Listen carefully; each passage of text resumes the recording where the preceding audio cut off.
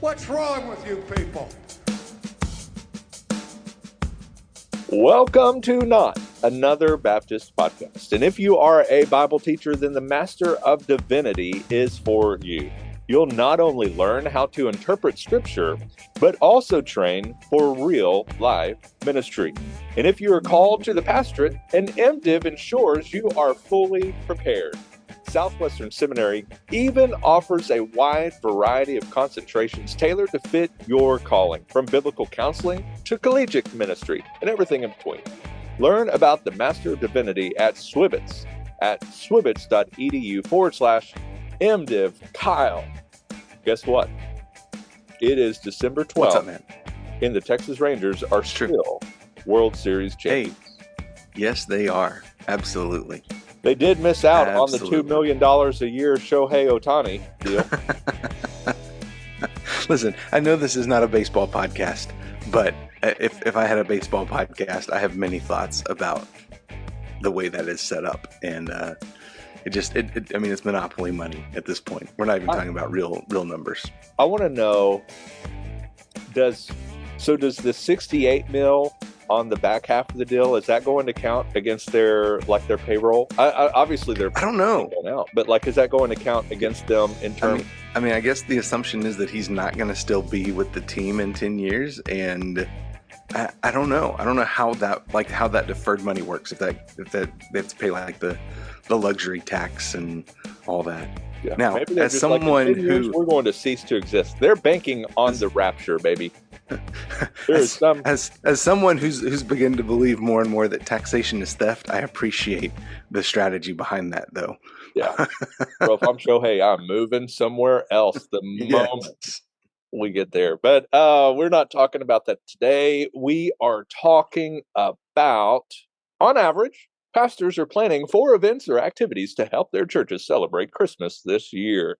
This is an article by Marissa Postel Sullivan. She is my boss of sorts. She asked me to write. In fact, I'm writing one right now, and I should be doing that right this moment. But Kyle's like, hey, let's record on Tuesday this week. Me. Anyway, she digs into some stats from Lifeway Research, I believe. Let me see. Is it from Lifeway? Yes, it looks like it's from Lifeway. Yes, it's from Lifeway. So she digs into some of those kinds of stats and says that on average, pastors are planning 4 events or activities to help their churches celebrate Christmas this year. Now, it is December 12th, and it is entirely too late for you to maybe say, you know what? That sounds like a good idea. I think I'm going to do a kids musical too. It might be a little late, but bro, it's going to be bad anyway. Just do it. No, I'm just kidding. And especially because by the time this goes live, it will be in fact December 15th. Matt. So yes, we are not advocating that you try to plan 4 Christmas events between now and December 25th in the last week of the season. I have a feeling that every listener to this podcast has 4 Christmas events this week. Most likely, yes. Sunday school parties and all of that sort of deal. But this is kind of talking about some of the, the singing Christmas trees, or the living nativities, or the Christmas cantatas, or kids musicals, all of that sort of deal. Back at Mayhill, we usually had, we did kind of the regular Advent thing in the morning, and did regular worship, all of that kind of stuff. But we would have a kids Christmas musical one of the Sunday nights of Christmas. And then Christmas Eve, of course, we did the candlelight service. And pro tip there, make sure that your candle is properly extinguished before you put it into the basket, or you too could burn down your church, like Dr. Bart Barber did. Maybe not all the way to the ground, but he did burn it pretty well. Kyle, what did Alamogordo do? Alamogordo, our choir would always do a musical, typically one of the Sunday mornings, week or 2 before Christmas. We always did a candlelight service, typically not on Christmas Eve, unless Christmas Eve was like Saturday night or something like that. But usually the either the Sunday or the Wednesday before Christmas. I'm trying to think. That's been a couple of years since I was there. Those were kind of the big ones that we did. We did a choir musical. We did a and then we did of course the Operation Christmas Child shoeboxes, which I guess that happens before Thanksgiving when you do those. And then we did Angel Tree. The through Prison Fellowship Ministries provided Christmas gifts for kids in Alamogordo who had one or both parents incarcerated. Okay. So First Farmersville, we just had our Christmas musical. Our oldest daughter, whichever one. Either one. Yeah. The older one of the four. Actually, that could also be the elder one of the four. Anyway, she played the flute in the orchestra. Rebecca sang in the choir. And cool. Then our other three girls sang in like a youth song that was part of the program. And then I got to preach. And all God's people said amen because I was only given 10 minutes. Amen. I pulled it off in like 15. That may be the shortest message you have preached in decades, Matt. No, it's not. In fact, I drew the short sermon straw at First Farmersville 2 years ago, and I had to do it then too. Oh, and that's when I totally copyrighted, infringement, paraphrased, plagiarized is the word. Plagiarized. That's the word. Your chapter on nyctophobia in our book, The People Walking in Darkness, to set it up, and totally did not give you credit because you know what? It has my name on it too. Nobody knows who wrote which chapter. So anyway, people can't see this, but I look like Kenny from South Park. I just realized that in my orange hoodie. Am I supposed to even know who that is? Probably not. I don't know. Not if you love Jesus. No, I do love Jesus. Anyway, I was allowed to watch South Park and Beavis and Butthead growing up because they were cartoons, and my mom thought that all cartoons were like kid friendly. And so anyway, we're not talking about that, and we're going to stop that conversation real quick before I say anything else incriminating. But this is the Christmas season. We've got Christmas. We've got Christmas parties. We've got Sunday school parties. We've got staff parties. Yeah. We've got all of that sort of thing. This is the part of the year where you are fueled by a whole lot of coffee and eggnog and you get fat. But when it comes to our churches, statistically, on average, pastors are planning at least 4 events or activities to help their churches celebrate Christmas this year. So right after I preached, I didn't say bye to anybody in the second service. We bolted and we headed to Prestonwood, who is planning 115 Christmas events and activities for Christmas this year to go to their gift of Christmas. And that is a Christmas musical. Real quick, if you're not familiar with it, you've probably seen the memes or the videos flowing around Christmas time on Twitter or X, where they have flying drummers and stuff like that. A lot of people kind of gripe about it, but bro, I was there. And let me just tell you, it's about an hour of pure fun and just like the Christmas fun stuff. Santa Claus, elves, the North Pole, and I think if I remember right, they lost power or something, and we're trying to come up with a new way to power the sleigh and all of that good stuff. And it was wonderful. And kids were on the edge of their absolute seats. And it was great. It was fun. There was laughter, all of that kind of stuff. It was really funny. And then it begins to transition into the second part of the service, which goes, and I'm talking literally from creation to return and everything in between. Wow. Creation, the fall, all of the prophets, all of the sacrifices, all of that kind of stuff. And then Christ coming and then all of that, going from the manger to the cross to the empty tomb, everything. It was amazingly done through kind of spoken word-ish, not like your typical, like, you know, with the beat and all of that kind of stuff, spoken word, but still a real poetic version of that.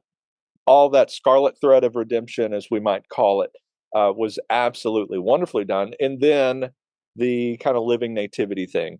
And so the drummers become angels and they start flying up and down, and it's super bright and loud and all of that kind of stuff, and it's absolutely amazing. And then the only gripe that I have, Pastor Graham, the only gripe that I have, and I know it's tradition and traditional or all of that kind of stuff, but it's my gripe for everyone. That's the wise men. The wise men were there. I don't care. I'm sure we're literally carried in on, like, with pomp and circumstance. I don't care about that. It's just, that's my thing. I like to move the wise men, but I'm not going to move full-grown men around or rush the stage and like. Yes, I applaud you for restraining yourself from stopping the whole production and getting up on stage. Yeah, no, I didn't do that. And then Jonathan Teague, in the service that we went to, they rotate through their pastors. And the service that we went to, Jonathan Teague got up and preached kind of a call to respond. And so, hey, it's a mixed bag. Maybe not for everybody, but I'll tell you that I think I saw an update over the weekend that they've already had 900 or more salvations. And so that's not just people, they're not counting flashlights. That's how you acknowledge a decision. They also have decision counselors and stuff like that. So that's people that they actually know that have made it, at least, and we can issue 1,000 caveats there, but have walked through that process with the counselor, blah, blah, blah, blah, blah. Nearly 1,000 people heard the gospel, responded to the gospel. Thousands of people heard the gospel each and every one of their concerts,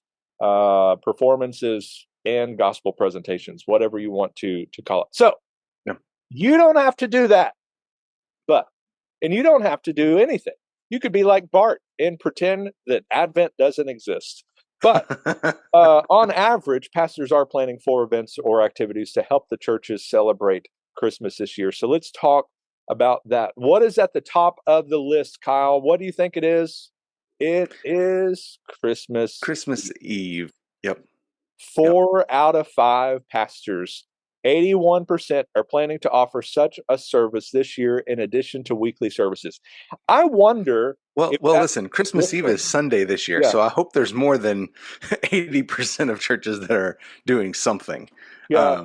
But I think that means like an additional service. Yeah. So I think this is probably your traditional, like your candlelight type thing, the Sunday night type Christmas Eve deal, because hopefully 100% are planning something on Christmas Eve. But I will also add that I wonder if that number is lower, surely because there's people that are essentially doing their Christmas Eve night type thing now in the morning, something like that. But still, 4 out of 5 are doing that. And then 66% are offering a Christmas service project. That might be kind of similar to your angel tree thing or the Operation Christmas Child. 65% are having some kind of a Christmas event or party for children or youth. Then we start dipping down a little bit below the halfway mark and have half of pastors, 49%, plan to have some kind of a kids musical or drama. 2 and 5 plan on having a Christmas Day service. Shout out to them. Monday morning, big dog. Good job. You guys, I'm proud of you. Let's see, 39% Christmas concert, 38 Christmas musical or drama. 1 in 10 are going to have a live nativity. And then 10% are planning something else, which could be anything. But few say they do not plan to have any additional events beyond weekly worship services. 2% or 1% aren't sure. So we found the 2% of the RPW folks among us. Kyle, let's dig into that a little bit. So they've noted that over the recent years, some have trimmed the number of programs they have during the week, but Christmas celebrations still fill the calendar for the typical church. Why do you think that might be? What's your hypothesis there? I think just as busyness has happened in life in general, that's probably creeped in a little bit. But that's really the only insight I can think. Not wanting to add something else to everybody's calendar. Yeah, I think there's probably a level of expectation. There's the stuff during the year. Maybe you're not as thinking through it, and church kind of is not on the high priority list for a number of folks. but when it comes to Christmas time, you've got family in town, all of that sort of deal. Yeah, you love taking the pictures around the poinsettias and all of that good stuff. Yeah, and I think a lot of churches would ask, through the years, maybe as numbers have dwindled a little bit, started asking, what are like the two or three things that we can do well, rather than doing a whole bunch of stuff and not pulling any of it off very well. What are the two or three things that we can really do well and be quality and make sure that we're pouring time and energy and resources into? I tell you, the one that surprised me the most, I think, is that 49%, only just under half, said that they were doing a Christmas children's musical or drama. I would love to see this compared with, say, 25 years ago and see where that number was. Yeah. I mean, because that, when I was growing up as a kid, that was something we did every year.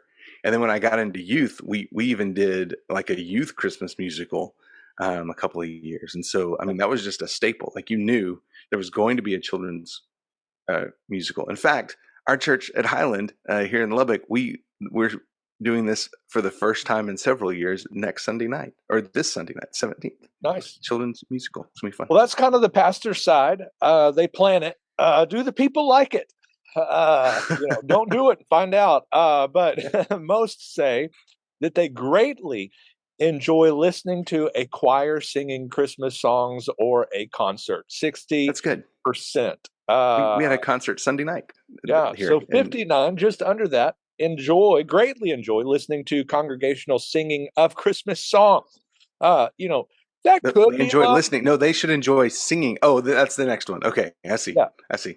I was going to say, maybe that is lower because the people around them can't sing.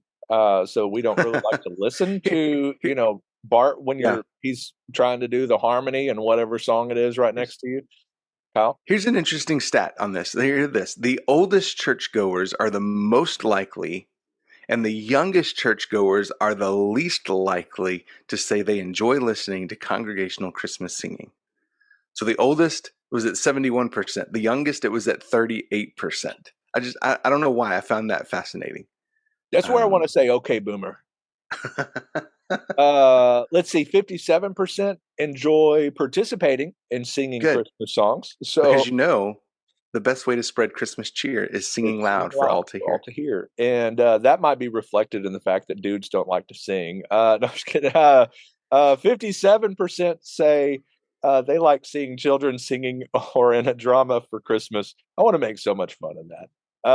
And then 50% say they enjoy participating in a Christmas service project. I'm sorry that we asked you to serve others during this holiday season. Heaven forbid. Let's see, 2 and 5 say they greatly enjoy seeing a live nativity.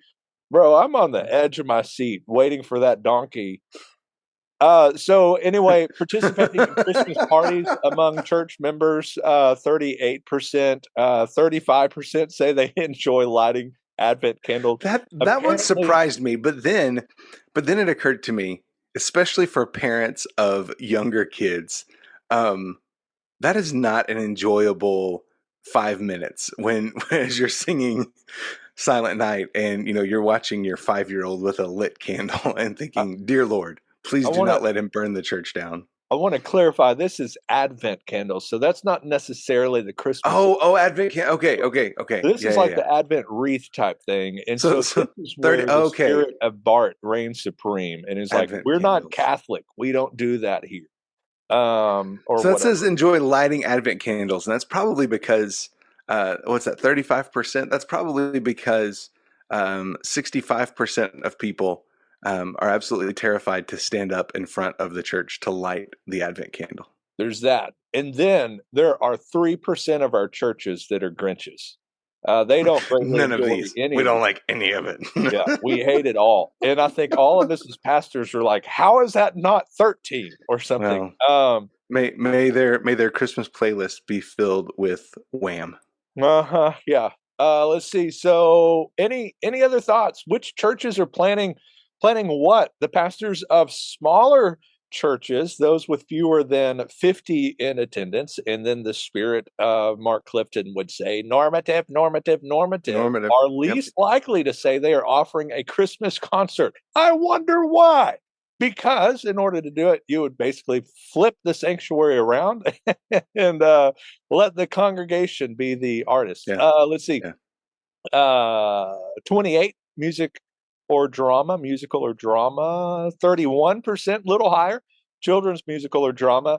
But they still have their Christmas events or parties for youth or children and some kind of a Christmas service project. Let's see, pastors of the oldest churches, those that started prior to Bart being born in 1900, are more likely than newer churches, those started between 2000 and 2023, to have really any of this stuff. Any others? The oldest pastors, here we go, the older pastors, Bart or over, 65 or older, are the least likely to say their church is planning a Christmas event party for children or youth or a Christmas Eve service. That's interesting. Yeah, that is interesting. Interesting. You want to dig into denominationally? No, that's well, I mean, all the wrong denominations. Let's see. The wrong Methodists are most likely to say they're planning a Christmas concert. The wrong Lutherans are most likely to say they will offer a children's musical and a Christmas Day service. That's fascinating to me. Of Lutheran pastors, 71% said they're doing a Christmas Day service. So apparently that's a thing. It's probably in their liturgical calendar or something. And then whatever the restorationist movement is, they are the least likely to offer a Christmas Eve service. They ain't restoring that. Let's see. Churchgoer enjoyment. Females like all of this more than guys. Surprise. It seems like. Anything else? You digged into the age thing. I think that's kind of that just fascinated me that the oldest generations so they enjoy listening to congregational Christmas singing. The younger ones don't. And again, that says listening, right? So that doesn't mean singing. I don't know. That's really interesting to me. Yeah. Listen. Here's the point. Whatever you are doing, do it well. Yeah. Do whatever you can. Do it well. Don't overextend yourself too much and your people. I mean, this is a busy time of year for everybody. So don't go overboard is what I would say. But look, remember that you're going to have people probably who wander into your church this time of year who probably won't show up anytime throughout the rest of the year. Don't make fun of them when they show up on Christmas Eve and say, hey, it's good to see some of you. We haven't seen you since Easter. Don't do that. Welcome them, sing Christmas carols, preach the gospel, do it well, but don't think you have to go overboard. It's okay to be simple, and celebrate the Christmas season, man. Make it a lot of fun. My final word is for this isn't in the research, by the way. I'm just making this up. The 1% out there that like the singing Christmas tree, you do you. Enjoy it to the fullest and have a Merry Christmas. And Kyle, my final question for you is, out of all of this stuff, like not your family things, all of that, but when it comes to church, what is your favorite aspect of Christmas? Parties, when it comes to church, the candlelight service. Okay. Which this year, and again, the church that we're at in Lubbock right now, we don't typically do it on Christmas Eve. We are this year because it's Sunday night. So that's my favorite service of the year. That's probably my favorite too. We wear pajamas to it. They get pajamas before we go, and then we come home and we do the family gifts at night, Christmas Eve, and then Santa comes for Christmas Day. Yeah. So this year on Christmas Day, we're going to be with Michelle's family on Christmas Day, and I have ordered it's an ugly sweater murder mystery game. It's going to be fantastic. I'm going to put that on 0.5% of people enjoy that.